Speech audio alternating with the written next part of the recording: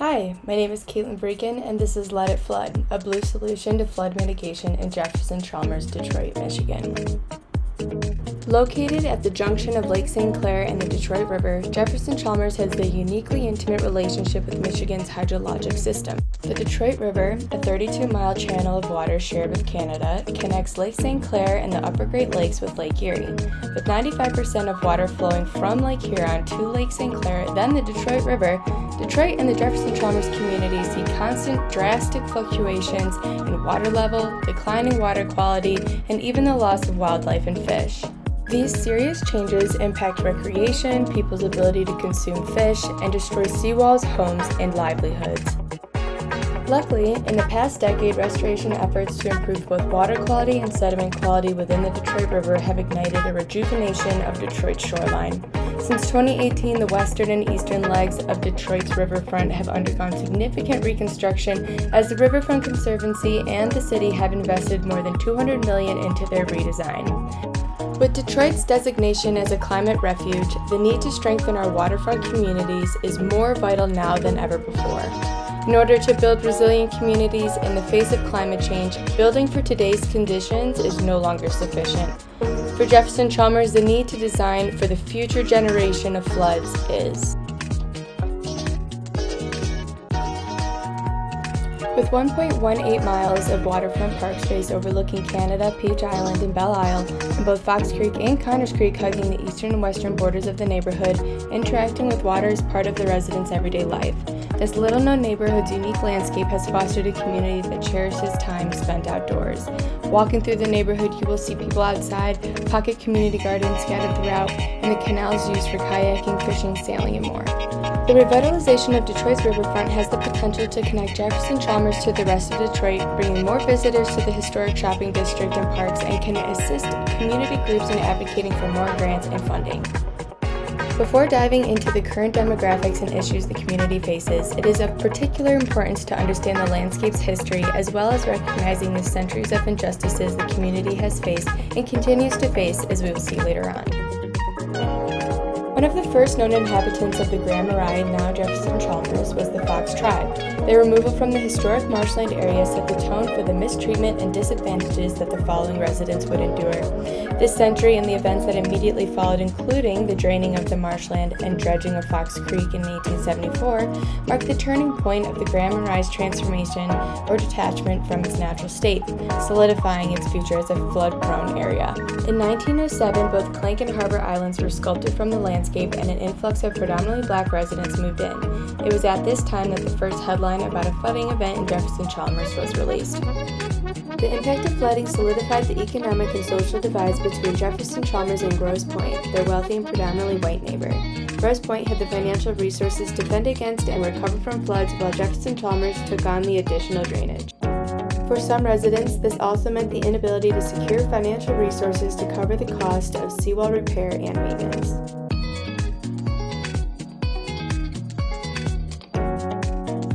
The residents of Jefferson Chalmers are not strangers to resiliency. Their shared experience with the floods and the threats from the decades before have only made the community bond stronger.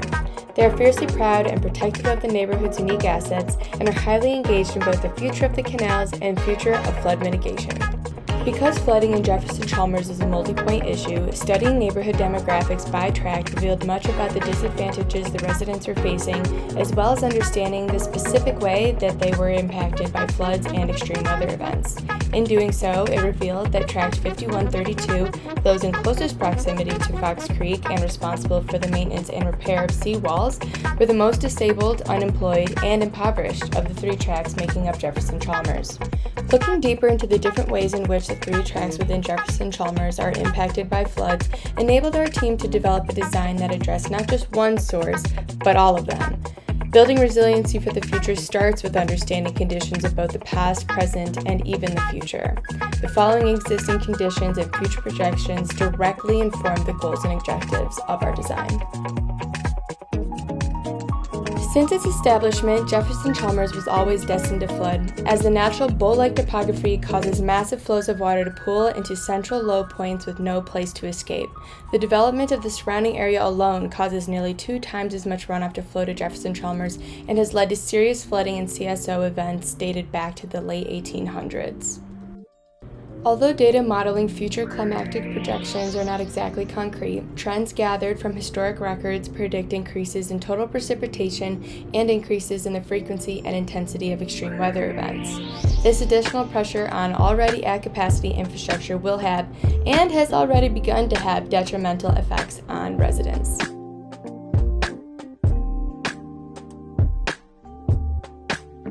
Lake level rise is of particular concern for the residents along Fox Creek and closest to shoreline parks. This is because of the hard materials of seawalls exacerbating wave runup, the variable condition of seawalls letting water in, the natural levee formed within the canals raising base elevations, and the variable condition of waterfront properties and ownership. With some future projections predicting increases above 5 feet in the next 50 years, which is well above the elevation of current seawalls and FEMA's 2018 seawall elevation recommendation, we knew that addressing how and where water was entering Jefferson Chalmers would allow us to design infrastructure that manipulates and/or directs the flow of water for beneficial use. Seawall variability along Fox Creek is an important issue to address, as a single break in the seawalls can have many larger implications for the surrounding homes, landscape, and adjacent drainage system. Due to steep repair costs and vacant properties, over 75% of the 300 waterfront properties are inadequate against 100-year floods. Although the implementation of a uniform seawall under these current conditions would assist in flood mitigation, residents have fought against it as it would cut off canal access. The variable age and condition of homes, as well as the high density of vacant and abandoned properties throughout Jefferson Chalmers, are noticeable elements of the neighborhood's existing condition that have been identified as both weaknesses exacerbating the impact of storm events and wave overflow, as well as opportunity areas for design development. Ownership ranges from vacation homes, year-round residents, rentals, and vacant and abandoned properties. Many of the high-density vacancy areas falling along Fox Creek and Connors Creek. Without consistent upkeep and maintenance, this has led to serious issues linked to property damage to neighboring homes, overcapacity drainage systems causing CSO events, illegal dumping, and major health concerns. Through the purchase of vacant properties and abandoned homes, these parcels can be retrofitted to multifunctional spaces designed to address flooding. Flooding in this unique neighborhood is a multi-scalar problem that requires multiple scales of intervention. We look to the past, present, and to the future to inform our design decisions with the intent of building resiliency for the future generation of floods. Here we present a multi-scalar 4-part intervention for flood mitigation in Jefferson Chalmers. The ultimate goal of the design interventions presented here are to reduce pressure on the existing combined sewer system, convey floodwaters away from high-density residential zones, and to enhance the canal and existing park conditions to provide multifunctional flood mitigation services as well as recreation for the community.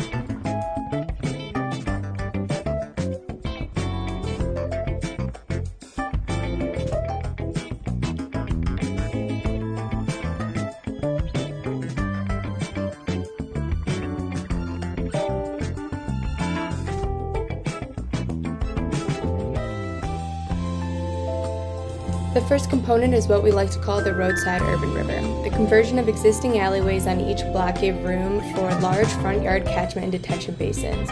Strategically designed streetscapes allowed drainage from roofs, roads, and upland sites to flow into the basins, relieving pressure on downstream infrastructure. Channelized roads were incorporated to catch and convey runoff away from residential areas to nearby flood infrastructure like pocket parks, roadside detention basins, and the retention canals. Streetscapes, lawns, and sidewalks were deliberately constructed to direct runoff to central trench drains. The 1.2-mile canal acts as an infiltration and retention basin as well as a controlled conveyance system. The multifunctional space emphasizes the very assets that makes Jefferson Chalmers so unique and exposes and connects more people to the aesthetically pleasing and recreational opportunities the canals provide.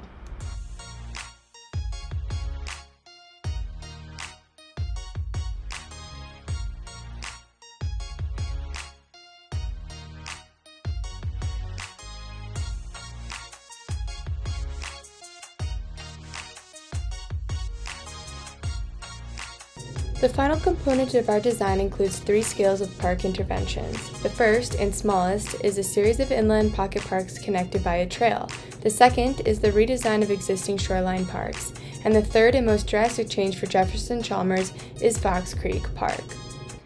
The ultimate goal of the park interventions are to enhance defenses against future lake level rise, to improve water quality flowing from Fox Creek to the Detroit River, and to create dynamic and environmentally productive recreational space that is safe for residents and reconnects the community with the river.